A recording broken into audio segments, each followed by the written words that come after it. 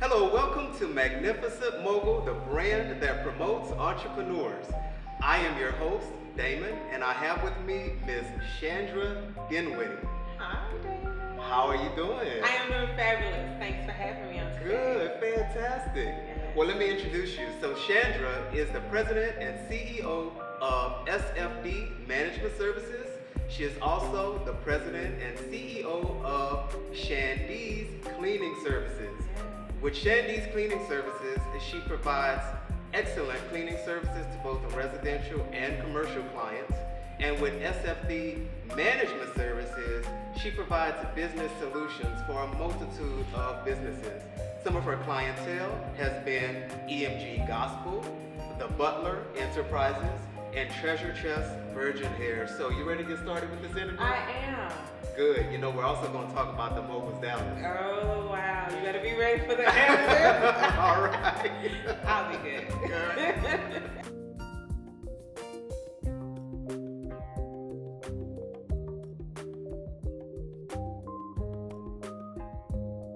So, Shandra, why don't we just go ahead and jump right into it? Okay. Why don't you tell me what you want all of the viewers to know about SFD Management Services?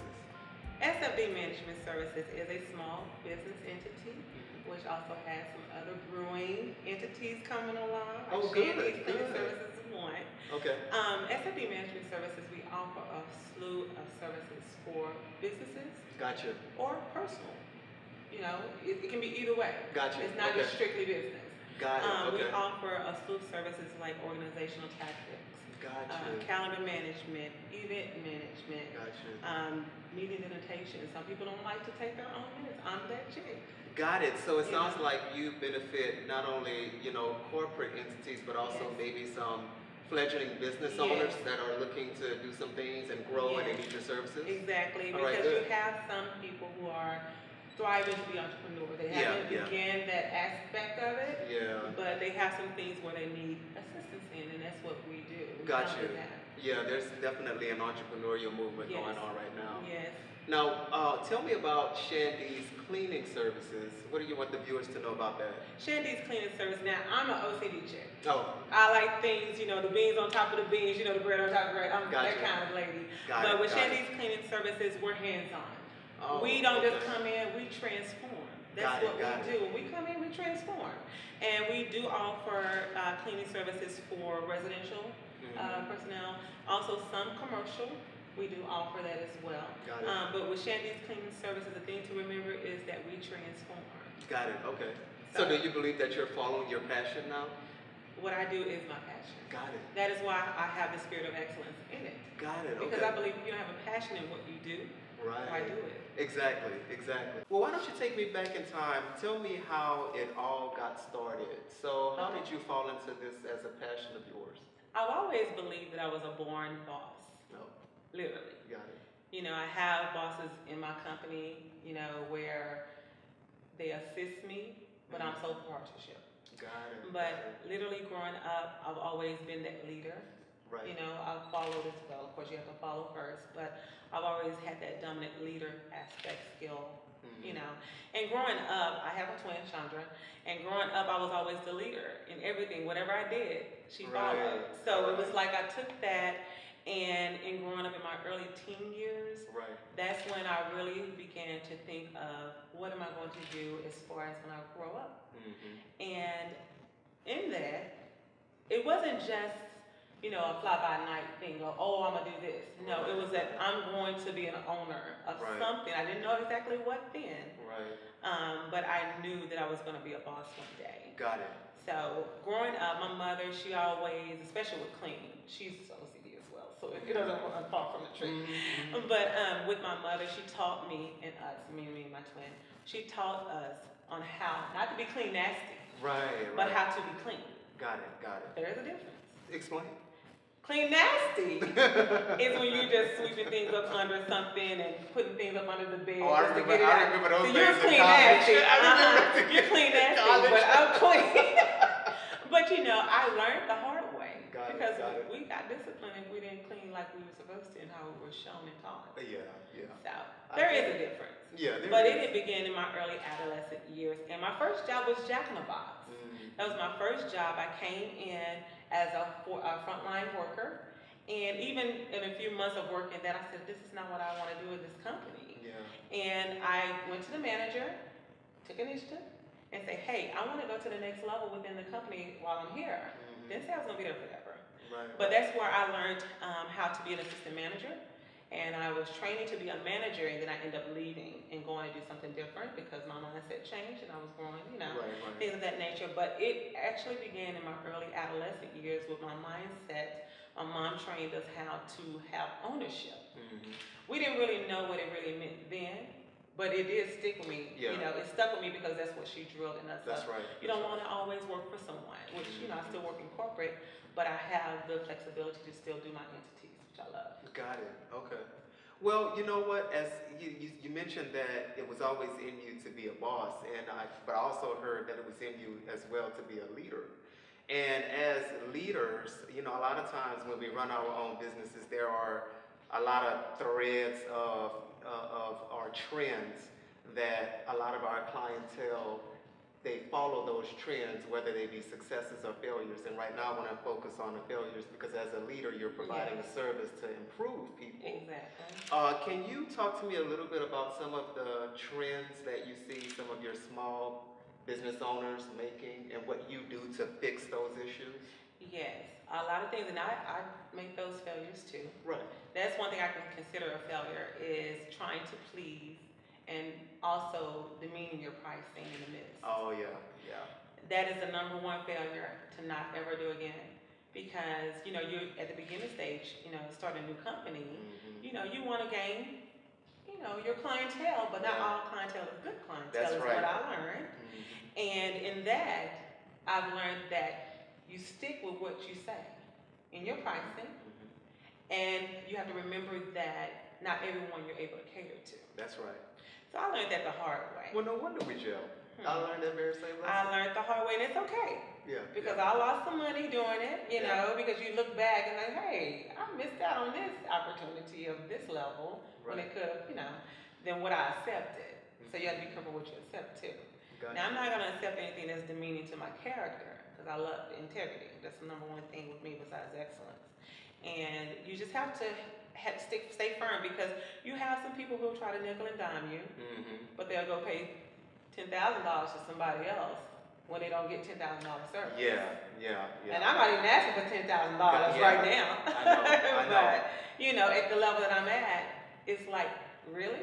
I would even venture to say that a lot of times when we start out as small business owners, the immediate set of people that we know are our friends and our close colleagues, and a lot of times they don't really recognize us for our values. So, I just want to piggyback off of that because I learned that lesson, and what also came along with that was that sometimes you have to learn how to separate friends from business. Exactly. And then you also have to discover who you are and then set the tone for how everybody responds to you. That is exactly correct, because as you spoke on friends, also family, because there are people who are going to just forever be jealous because of your growth. Whether you're doing minute growth or whatever, they're jealous because of the spot that you're currently standing in. Correct. And so I had to learn that regardless of what people may say or think, I had to stand firm on what I believe and what I've set the tone of my business is to be, my mission statement and vision statement, and let it flow from there. Well, good for you. So good for you. I like that. Let's take it back even further from that, because that was one of the issues that you experienced with your business. But let's go back even further, because I really want this brand to really help people who are looking to get into entrepreneurialism and don't even really know where to start. What were some of the issues that you experienced at the very beginning, like at level 0? What was the hardest thing with starting your business? The hardest thing was finances. Got it. Okay. Because starting as starting at the beginning of your business, you have this mindset, oh, this is what I want to do, this is where I am and what have you, but that's when the slaps in the face begin, day one. And finances was one thing because I had this big vision, but not the finances to finance it at that level. at that time. I'm a person I sometimes want it right then. And I had to realize, no, you have to take your time, build it, brand it, market it, and go from there. Not only finances, it's also building clientele, because again, when you're coming across people who say, oh, I want this and that, but then when you do a consultation with them and then you try to do your work, this really not what you want. You know, but you want this big old package of something, but it comes with a cost. That's right. That you have to pay in order to receive. It's called setting expectations and defining requirements. Exactly. You know, and that's one of the things that I commonly see as well. So I know exactly what you're talking about. It is still a daily challenge with that, because you're still going to deal with it throughout the life of your businesses. Correct. So, but the thing is, now I know how to manage that when it arises. So sometimes it's hurtful because it be family and friends. People you've known for years.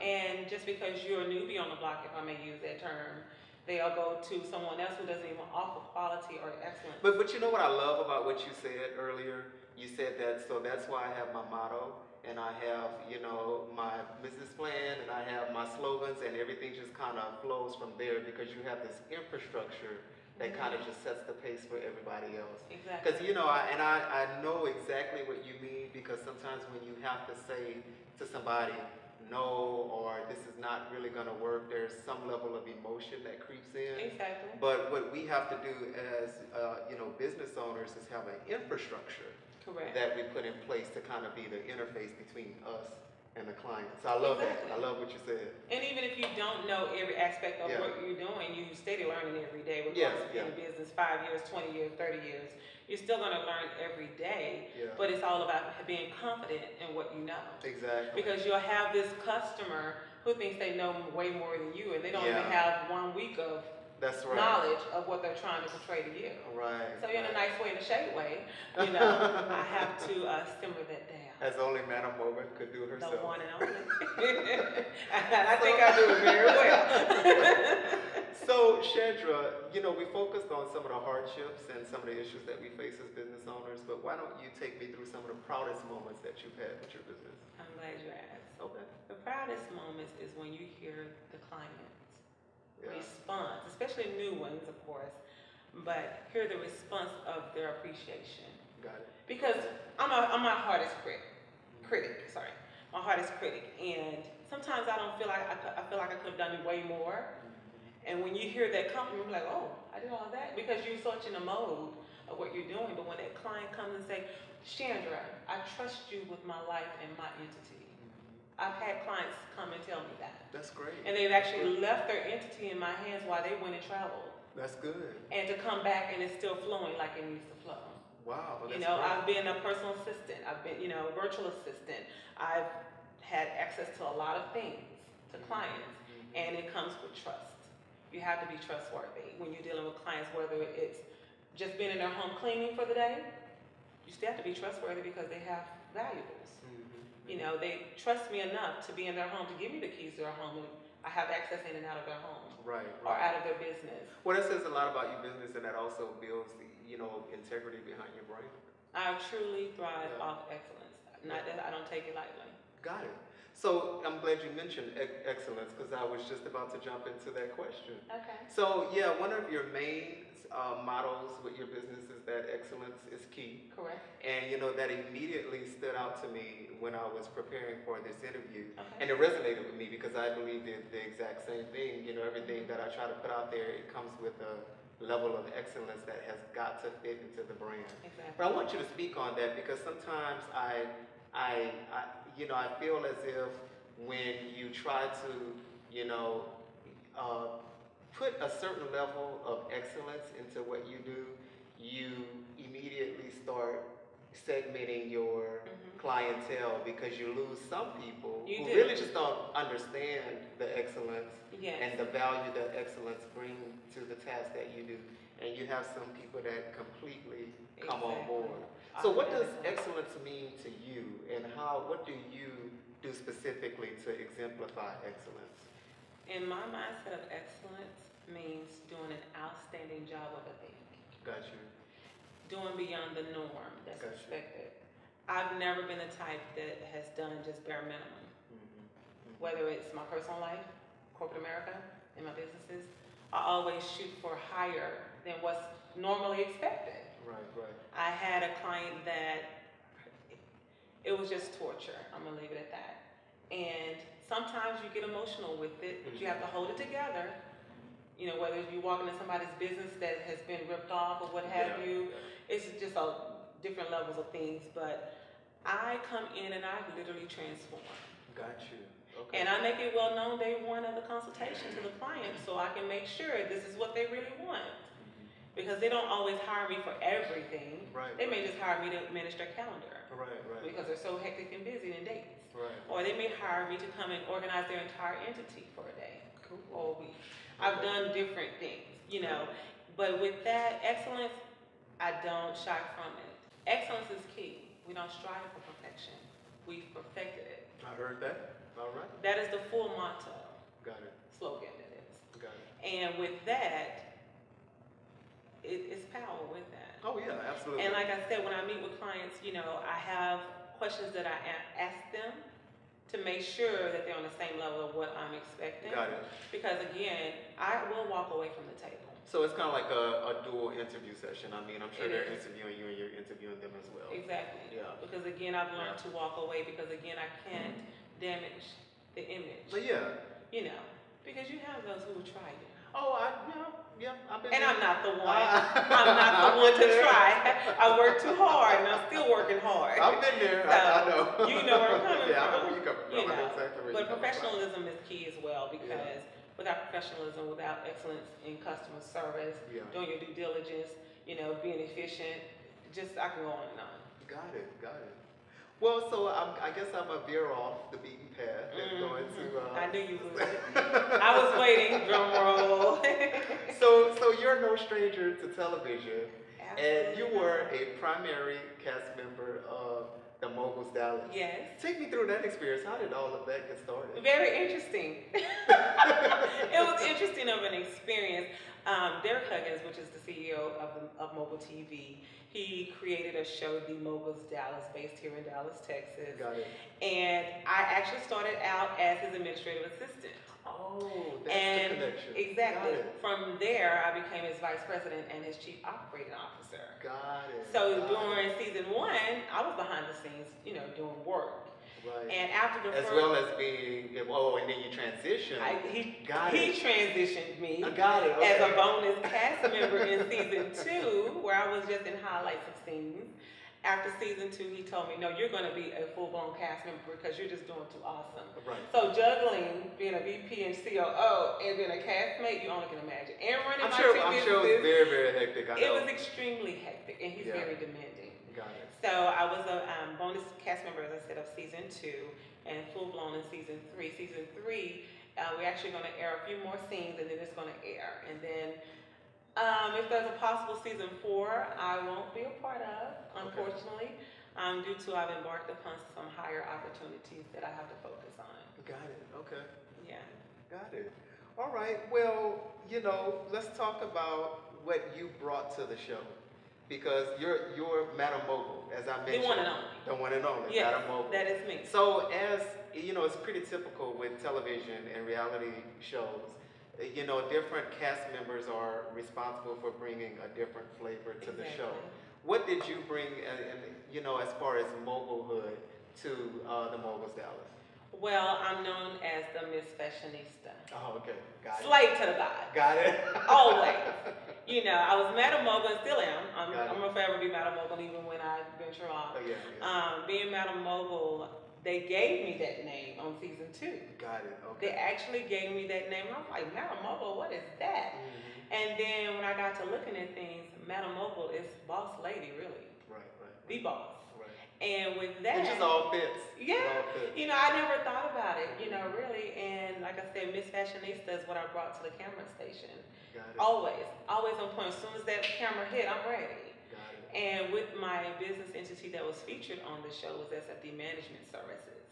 And each castmate had their own entity, but I had the management side. Got it. Okay. So that's what I brought to the table: fierce and action. Well, fantastic. Well, you definitely have the personality for it.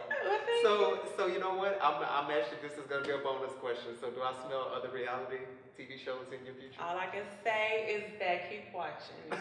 I will. Because there's a lot going on, and I don't want to let the cat out the hat yet. Gotcha. Yeah. Shade. You try it. Well, Shandra, look, it's been fantastic having you here. Oh, no problem. I enjoyed enjoyed it as well. Thank you so much for participating in the Magnificent Mogul brand. Yes. And why don't you go ahead and let everybody know how they can get a hold of you online and through social media? Yes, I'm on Facebook under SFD Management Services. It's S as in Sam, F as in Frank, D as in David, Management Services. My website is www.sfdmanagement, spelled out, svcs.com. Feel free to contact me. Phone number as well is 469-767-2383. We're based here in Dallas, Texas.